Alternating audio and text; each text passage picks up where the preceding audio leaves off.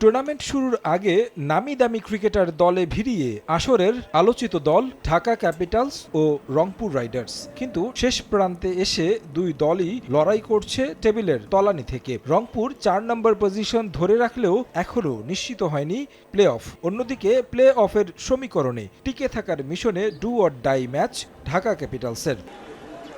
টানা ৩ ম্যাচ হেরে কিছুটা ব্যাকফুটে রংপুর রাইডার্স, তবে তারা এখন পর্যন্ত জয় পেয়েছে ৪টি, ৮ পয়েন্ট নিয়ে আছে টেবিলের ৪ নম্বরে। হারের কারণে অধিনায়কত্বে পরিবর্তন এনেছে রাইডার্স। জাতীয় দলের ক্যাপ্টেন লিটনের উপর আস্থা রেখেছে ফ্র্যাঞ্চাইজিটি। সিলেট পর্বে দুই দলের লড়াই হয়েছিল হাড্ডাহাড্ডি। শেষ ওভারে মোস্তাফিজ ম্যাজিকে জয় পেয়েছিল রংপুর। এই ম্যাচেও জয় ভিন্ন কিছু ভাবছে না তিস্তাপাড়ের দলটি।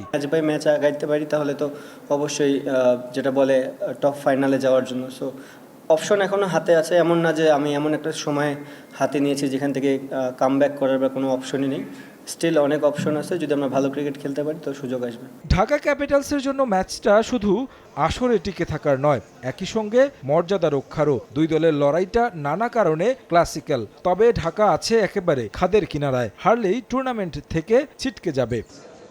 দলটায় আছেন জাতীয় দলের বড় নাম সাইফ হাসান, তবে অফ ফর্মের কারণে রানের দেখা পাননি। অনুশীলনে এদিন ঝালিয়ে নিয়েছেন লম্বা শট খেলে। এখন দেখার বিষয় মাঠে কতটা প্রতিফলন দেখাতে পারেন।